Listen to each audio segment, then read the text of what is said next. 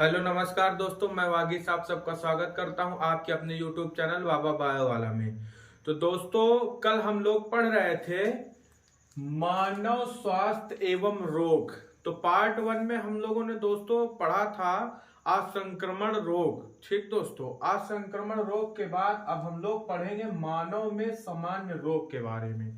तो दोस्तों, आप लोगों को वीडियो अच्छी लगा करे तो चैनल को सब्सक्राइब करने, लाइक करें, कमेंट करें और शेयर करना तो भूले ही नहीं। अपने दोस्तों के पास शेयर करें, अच्छी अच्छी आपको जानकारी मिल रही है और आपका पूरा चैप्टर जो है बहुत अच्छी तरीके से समझाया जा रहा है। तो दोस्तों, अब ज्यादा देर न करते हुए अब हम शुरू करते हैं मानव में सामान्य रोग के बारे में जानते हैं। मानव में सामान्य रोग किन किन कारणों के और किन किन जरिए के द्वारा मानव में तरह तरह की आदि व्याधियां उत्पन्न होती हैं। तो हम लोग पढ़ रहे हैं मानव में सामान्य रोग के बारे में। तो मानव में जीवाणु, विषाणु, कवक, प्रोटोजोआ आदि के कारण होने वाले रोग निम्न प्रकार के होते हैं। जैसे दोस्तों, जीवाणु जनित रोग। पहला दोस्तों जीवाणु, पहले नंबर हम पढ़ेंगे जीवाणु के द्वारा होने वाले रोगों के बारे में। फिर दूसरा विषाणु और तीसरा कवक और चौथा प्रोटोजोआ और पांचवा कुछ है ही नहीं। तो 4 नंबर तक दोस्तों हम पहले पढ़ेंगे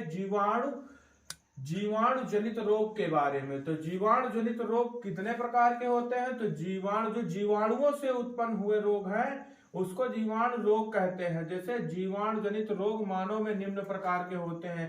पहला हैजा रोग, दूसरा टाइफाइड, तीसरा पेचिस, चौथा अतिसार, पांचवा टिटनेस और छठवा टीबी आदि। तो दोस्तों, अब जीवाणु जनित की पहली ब्रांचेस यानी हैजा को अब हम लोग जानेंगे कि हैजा रोग होता क्या है। तो दोस्तों, आप आइए जानते हैं हैजा रोग है क्या। तो दोस्तों, अब हम लोग जानने वाले हैजा रोग यानी जीवाणु जनित द्वारा पहला नंबर हैजा और दूसरा टाइफाइड, तीसरा पेचिस और चौथा अतिसार। यह सब हम क्रम से जानते चलेंगे दोस्तों। तो पहला नंबर हम लोग जानेंगे हैजा रोग क्या होता है। हैजा रोग क्या होता है तो इसको जान लेते हैं। हैजा रोग बीबिरियो कोलेरा नामक जीवाणु के संक्रमण से होता है। हैजा रोग में रोगी को लगातार दस्त व उल्टी होती है, जिससे शरीर में जल की कमी आ जाती है। या इसको हम जान सकते हैं, जल की कमी आ जाने से लगातार दस्त यानी शौच क्रिया आदि के द्वारा होने वाली कमी को हम क्या बोलते हैं? हैजा रोग बोलते हैं। अब दूसरा जानेंगे टाइफाइड रोग क्या होता है। तो यह रोग साल्मोनेला टाइफी नामक जीवाणु द्वारा होता है। इस रोग में रोगी को हल्का ज्वर, सर दर्द, बुखार, कभी तेज बुखार है फिर थोड़ा सा कम हो गया, यह सब कमी होती है तो उसे हम टाइफाइड रोग कहते हैं। अब दोस्तों, हम लोग जानेंगे तीसरा नंबर पेचिस के बारे में। पेचिस रोग क्या है, अब हम लोग पेचिस के बारे में पढ़ेंगे। तो दोस्तों, अब पहले पेचिस पढ़ते हैं।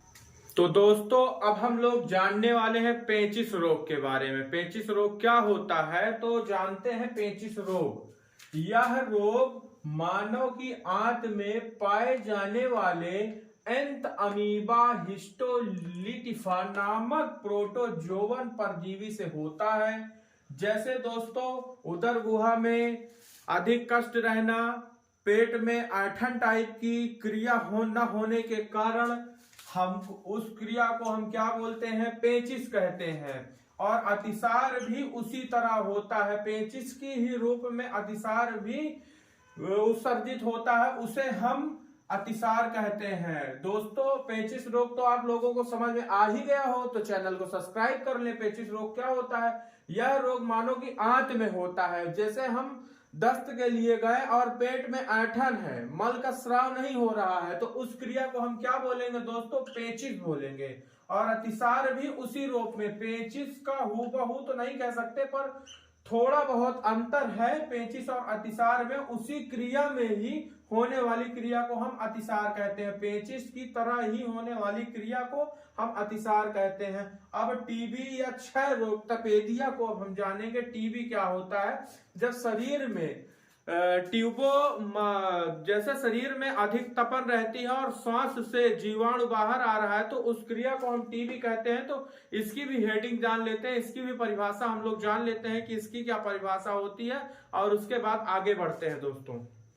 तो दोस्तों अब हम लोग जानने वाले हैं टीबी। तो टीबी माइक्रोबैक्टीरियम नामक जीवाणु के द्वारा होती है। तो दोस्तों टीबी अधिकतम फेफड़ों को प्रभावित करती है, और इसके लक्षण क्या है? रोगी को अधिक बुखार आ जाना और भूख न लगना, और समय समय पर जुकाम हो जाना, तरह तरह की शरीर में अनेकों प्रकार की बीमारियां उत्पन्न हो जाने के कारण से शरीर कमजोर हो जाना और मुंह से जीवाणु बाहर आ जाना, यह सब टीबी के लक्षण होते हैं दोस्तों। तो टीबी की परिभाषा को जानते हैं सर्वप्रथम। यह रोग माइक्रोबैक्टीरियम नामक जीवाणु द्वारा होता है। यह मुख्य रूप से फेफड़ों को प्रभावित करता है, और इसके लक्षण क्या होते हैं दोस्तों? रोगी को ज्वर, थकावट आदि तरह की समस्याओं से ग्रसित हो जाने के कारण जो कमी उत्पन्न होती है उसे हम टीबी कहते हैं, या क्षय रोग कहते हैं, या टपेदिया कहते हैं दोस्तों। मैं बहुत बेसिक भाषा में समझा रहा हूं दोस्तों। अब हम जानते हैं टिटनेस क्या होती है। इस रोग को धनुष टेकार रोग कहते हैं दोस्तों। माँ को प्रसव के बाद बच्चे में हो जाने की समस्या, बच्चे में यह रोग हो जाने के, जैसे हम किसी चीज यानी किसी लौ के सामान को हम इस्तेमाल कर रहे हैं, वह हमारे कहीं कट गया, तो उस स्थान पे धनुष नामक जीवाणु जो होता है वो उत्पन्न हो जाए, उस कारण से हमें जो है हानि हो, उस रोग को हम टिटनेस बोलते हैं। तो दोस्तों हम जीवाणु जनित रोग हम पढ़ रहे थे, उसके तहत 6 भाग आते हैं, हैजा से लेके और टिटनेस तक। तो दोस्तों अब हम पढ़ेंगे विषाणु जनित रोग के बारे में। तो दोस्तों अगले पार्ट में हम पढ़ेंगे विषाणु जनित रोग के बारे में, फिर कवक और फिर प्रोटोजोआ।